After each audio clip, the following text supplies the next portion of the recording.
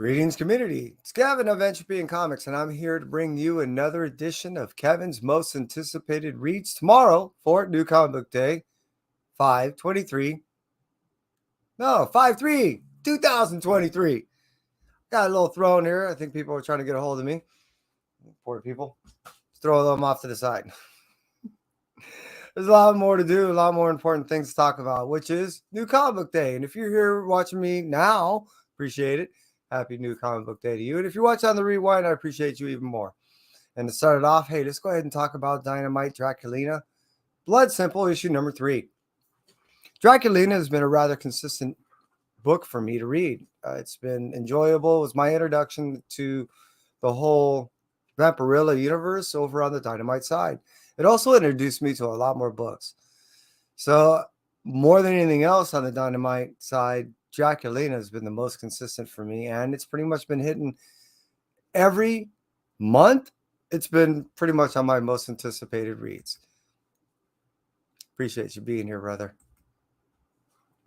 So to pretty much wrap it up on Draculina, let's go ahead and move out from the Dynamite to over the DC side and talk about Batman issue 181 on the facsimile side. Well, I actually got to, on the pre-order, the blanks. And then I just bought me one of the little frilly, I didn't know they're having a foil cover. So I'm a 90s fan. So I like all that frilly foil stuff. So I got one of those too. However, I think everyone's really looking for the cover A, which I got one of those too. But I never really read the origin of Poison Ivy. And that's what Batman 181 is. So I'm looking forward to getting into that one. Outside of that, let's go ahead and talk about, moving from the DC side to the Boom Studios, we're going to talk about Mighty Morphin Power Rangers TMNT issue number 5 of 5.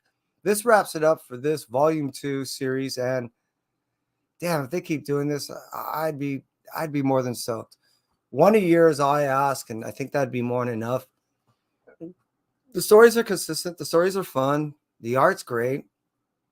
And the fact that, as I was explaining to my son, it's more about, for me, nostalgia than it is just the story. So that's why, it's pretty high in my most anticipated reads. Plus, it finishes out the storyline. I'm just saying. So, moving out from the Boom Studios, Mighty Morphin Power Rangers TMNT issue number 5 of 5. We're going to talk about over at the IDW, well, TMNT / Usagi Yojimbo. This is a story that I also was anticipating for quite a long time. Now, issue 2 just further, carries on with issue 1 established. This is also another one of those miniseries that I think it's just 5 issues that will, I guess, embrace more of that 90s stuff for me. I can't get enough. The foils, all the old cartoons, all the old storylines. That warms my heart. What can I say? So that's why on IDW side, the TMNT / Usagi Yojimbo issue number 2 is pretty high on my list. But we're going to cruise over to Marvel. Why? Well, Marvel holds the rest of the books for me for this New Comic Book Day. 5/3/2023. Starting off with Carnage Reigns Alpha issue number 1. Well, we see Cassidy return in full-fledged Extreme Beyond suit, thanks to Tony Stark. And Cassidy's having a ball. This was all culminating from what was transpiring in the whole Venom stuff and the whole Carnage stuff, and mostly Carnage. And you're going to see all this bleed together in the whole Summer of Symbiotes. This just kind of starts it off. How do I mean? Well, let's go ahead and continue from Carnage Reigns Alpha issue number 1 and talk about the Cult of Carnage Misery issue number 1. This is where we see Liz Allen, mother of Normie, turn into Misery. And then we see another character, which his name is Corwin Jones. Well, he eventually will become Madness. Like I said, this is all this symbiote stuff. And eventually it's going to carry over from one book to another, meaning like Miles Morales, who also ties into the Carnage Reigns Alpha. And more notably down the road, you'll end up seeing how he influences what's transpiring with Cassidy and how this all turns into this one big, symbiotic mess, which I'm I'm just going to love. I can't wait. This is actually what I've been waiting for. I knew this was happening. I saw all this stuff being talked about and being written about like in November of last year. So me, I'm just having a field day. This starts it all off. Moving out from Cult to Carnage, Misery, issue number 1, and Carnage Reigns, Alpha, issue number 1. Let's go ahead and talk about something a little bit more mellower, which is Demon Wars, Scarlet Sin, issue number 1. This finishes out, which is, I think it's almost been like 2 years of the whole Demon saga.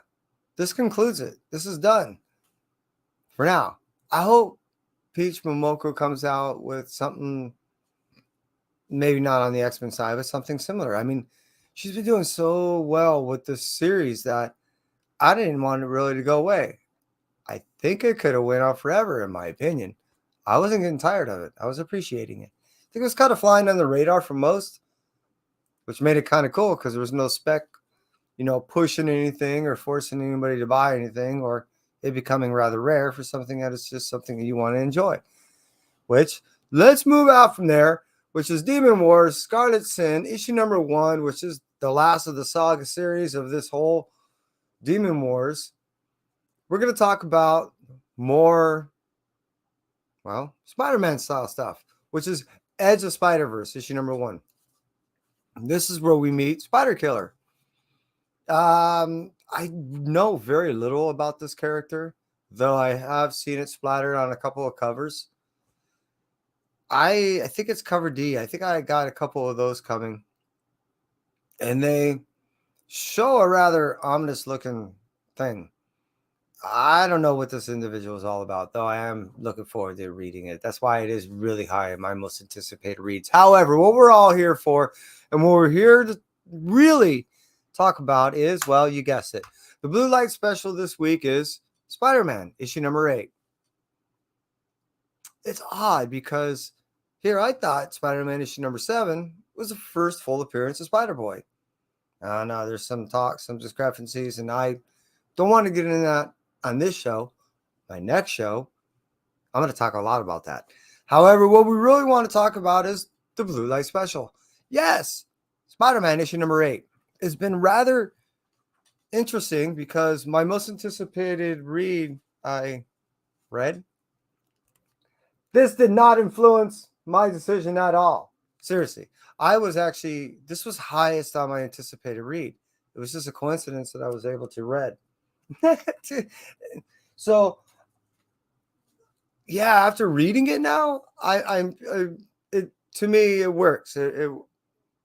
This is really wild on what's going on. If this guy's been around for a while, what the heck? I'm looking forward to reading Spider-Verse or Edge of Spider-Verse issue number 3, where we get the true origin or explanation or both of this whole Spider-Boy situation. I'm looking forward to that. So I guess that's a spoiler of what my most anticipated read is going to be for that week. But for this week, it's obvious. As I made mention, Spider-Man issue number 8.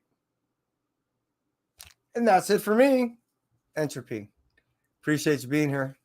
You stay well.